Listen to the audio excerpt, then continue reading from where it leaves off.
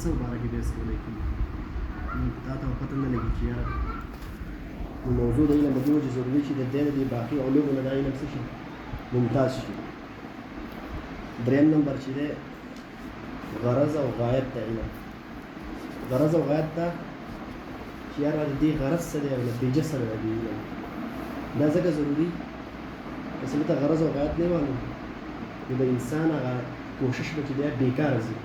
ځکه چې تا ته پته نه لګي څه د دې ما ته څه مېلوي د دې علم نه نو ستا کوشش سره د طالب علم هغه سعی چې دا بېکاره به ځي کوشش به ناکامه. او څلورم نمبر فضیلت د علم. فضیلت د علم ځکه ضروري چې انسان چې دی د هغې په مطابق چې څه نمونه فضیلت والا علم وي د هغې مطابق به انسان کوشش کوي او طلب کوي چې څومره فضیلت والا علم وي دومره انسان بیا کوشش کوي او ذوق او شوق د دې وجې نه فضیلت د علم ضروري. د ټول نه اول راځو د تفسیر لغوي او اصطلاحي تعریف نه. تفسیر په لغت کې ویل کېږي الایضاح یا الابانه وضاحت. پښتو کې څنګه تفسیر په لغت کې وایي وضاحت کولو ته او په اصطلاح د اهل علمو کې چې دی تفسیر ویل کېږي هو علم يبحث فيه عن احوال القرآن المجيد من حيث دلالته على مراد الله تعالى. پښتو کې اسان چې دا داسې علم دی تفسیر چې په دې کې بحث کولی کېږي د قرآن مجید د احوالو نه خو په دې حیثیت سره چې د الله پاک مراد د دې لفظ نه څه ده.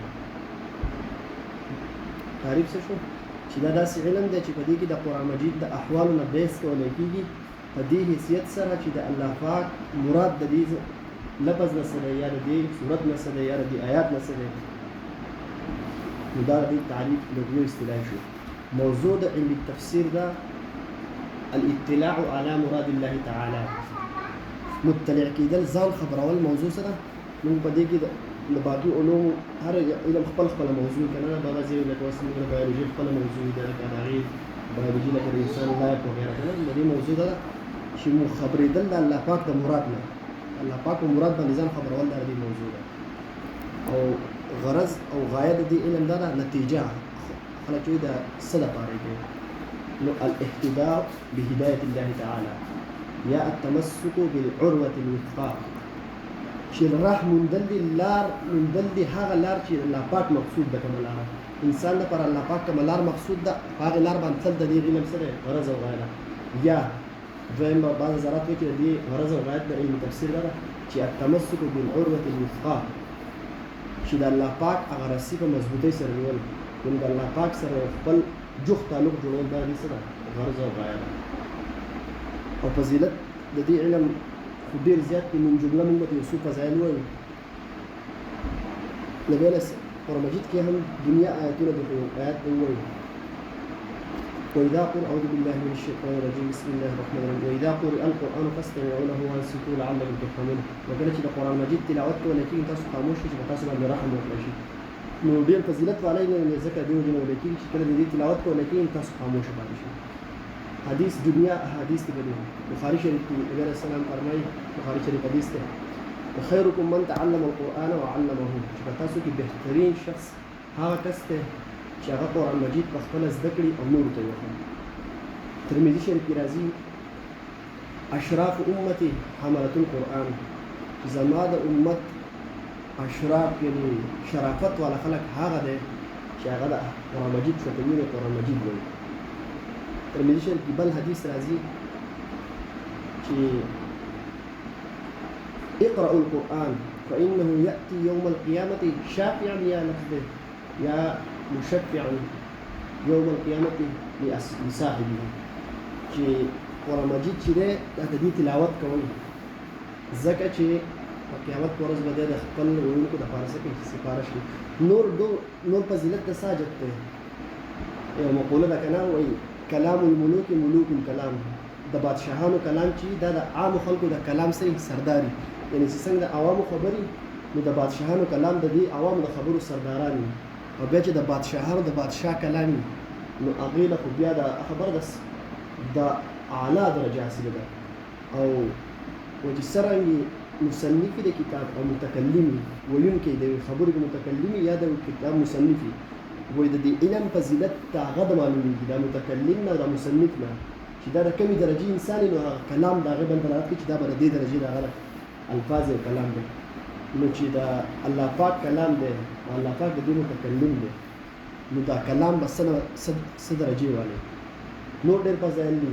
عبدالله ابن نبي علیه السلام یو خیر قضایي حاجت ته لاړو. عبدالله ابن عباس رضی الله عنه قضایي حاجت حضرت نبي علیه السلام چې څنګه لکه قضایي حاجت ته ورغلی د ډېر ماشوم و عبدالله ابن عباس رضی الله عنه. نو ده وله نبي علیه السلام له لوټه وړي لکه خدمت یې وله وکړو اوبه یې وله وړي. چې کله نبي علیه السلام د قضایي حاجت نه قضا نه دغه شو هغوی ته اوبه پرتې وي. تپوس یې وکړو دا چای ښودي دي. نو صحابه رضی الله عنهم اجمعین چې دی هغوی ورته وفرمایل دا عبدالله ابن عباس رضی الله عنه دا ډېر ماشوم و. نبي علیه السلام ډېر زیات خوشحاله شو او ده ته دعا وکړه. داسې دوه قسمه الفاظ راځي یا چې اللهم علمه التفسیر یا اللهم علمه التأویل چې الله دله د تفسیر یا د تأویل د قرآن مجید د تفسیر دله د دې علم ورکړي. فرمایي وایي که د دې وخت کې که بهترین شی په دنیا کې بل وی نو نبي علیه السلام به د دې عبدالله بن عباس رضی الله عنه لپاره د هغې دعا کړې وه. خو د قرآن مجید نه بل فضیلت والا علم نشته. نبي علیه السلام د ډېر خوشحالۍ نه او ډېر زیات خوشحاله چې دومره ماشومتوب کې او دومره ښکلی خدمت و. عبدالله بن عباس رضی الله عنه ته یې دعا وکړه چې یا الله پاک دله د تفسیر او د دې علم ورکړي. عبدالله بن مسعود رضی الله عنه دا دواړه رئیس المفسرین دي، د مفسرینو سرداران دي. بعض مفسرین بیا فرمایي چې عبدالله بن مسعود رضی الله عنه چې دی دا په اول نمبر باندې لوی مفسر دی. عبدالله بن عباس رضی الله عنه دا په دویم درجه کې دی، لیکن دواړه رئیس المفسرین دي. عبدالله بن مسعود رضی فرمایي زما دی د الله پاک په ذات قسم د چا په قبضه کې چې زما روح او جان دی که چېرته ما ته پته ولګېده چې زما نه زیات علم به د قرآن مجید د بل چا سره وي او زما اوښه ما هغې ته رسولی شي ما سوارلي لکه دومره د تاکید کلام یې وفرمایو لکه که زما اوښه د کمې پورې تلک وله شي د مرګه پورې نو وایي زه به بس وګرځم او د هغه نه به د قرآن مجید دغه علم حاصل کړم. نو په خپله ورته ډېر لوی علم وښوئ که زما د معلومه وي چې زما نه نور چا ته هم د قرآن مجید په باره کې زیات معلومات شته نو زه او هغې بسې تللی وم.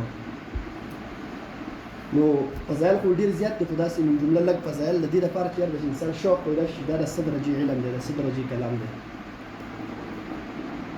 دا خو شو د دې موضوع تفسیر د تاریخ موضوع غرض و غایت او فضیلت. دویم نمبر باندې د قرآن مجید آداب خو ډېر زیات دي قرآن مجید خو موږ د وخت سره چې بیا څومره په انسان په ذهن کې راځي کتاب یې سړی ګوري دومره چې ظاهري آداب دا دي چې قرآن مجید چې دی په اوچت ځای د ځان نه کېښودلی شي چې د خپو نه لاندې نه د ځانه شاته کېنښودی شي. اوس پینډه ډېره ده نو بیا ترې ځانه شاته کېښودی شي نو ډېر خلک ناست خو چې ډېر خلک نه وي نو پکار دا ده چې په اوچت ځای کېني انتهایي په ادب په عاجزۍ سره ورته سړی کېني. یو صحابي رضی الله عنه په باره کې راځي یو صحابي وي هغه به د قرآن مجید د تلاوت نه شو کولی ژړل به یې ویل صرف روا به یې غوښتلي صرف ورته وکتل وایي هذا کلام ربي صرف دا یو ټکی به وي دا خو زما د رب کلام دی. نو د دې وجې د هغه به تلاوت نه شو کولی لکه د ډېر دغه د وجې چې دا دومره دروند کلام دی دا خو زما د رب خبرې دي. او دا راځي که نه وایي چې یو سړی قسم وکړي چې ما د الله پاک سره خبرې وکړي قرآن مجید تلاوت وکړي بیا قسم وکړي چې ما د الله پاک سره خبرې وکړي نو دی په دې خبره کې حانث نه وي دروغجن به نه وي دا به دروغ په قسم به دروغ نه وي کړی بلکې دی به رښتیا قسم کړی ځکه چې د الله پاک خبرې زما سره وکړي دا خبرې وکړه نو دا خو د الله پاک خبرې دي حقیقت دی. همدارنګې وایي یو سړی وایي چې یاره ما د الله پاک سره خبرې وکړي نو لمونځ چې کله وکړي چې سړی لمونځ وکړي او قسم وکړي چې ما د الله پاک سره خبرې وکړي نو دی به حانث دی دی به په دروغ قسم نه خوړلی ځکه چې ده د الله پاک سره یقینا خبرې وکړي لمانځه کې. نو په چت ځای کې ایښودلی شي په متوجه انسان کېني چې څومره طلب وي که نه دومره قدر الله پاک بیا هغه سړي ته الله پاک دا د قرآن مجید دا داسې دی که نه چې د هغې نبي علیه السلام د دور نه روان دي د اوسه پورې دا مفسرین لګېږي خو څوک پرې ونه رسېدل لکه یو یې جړلې ته ونه رسېدل خو چې څومره طلب سوی وای او هغه مینه محبت او په شوق او په بیدارۍ سره سړی نسي دومره الله پاک سړي ته دومره نصیب کوي. بیا اودس کې سړی کېني ځکه چې الله پاک په خپله قرآن مجید کې فرمایي لا یمسه الا المطهرون چې قرآن مجید دې نه مسه کوي مګر پاک خلک په اوداسه کې سړی ورته کېني. او د قرآن مجید چې دی نو د الفاظو جدا ثواب دې ته په کتلو جدا ثواب دی په ګوته ګرځولو جدا ثواب دی تر دې پورې چې د قرآن مجید دا پاڼې یادول لري په دې باندې هم ثواب دی.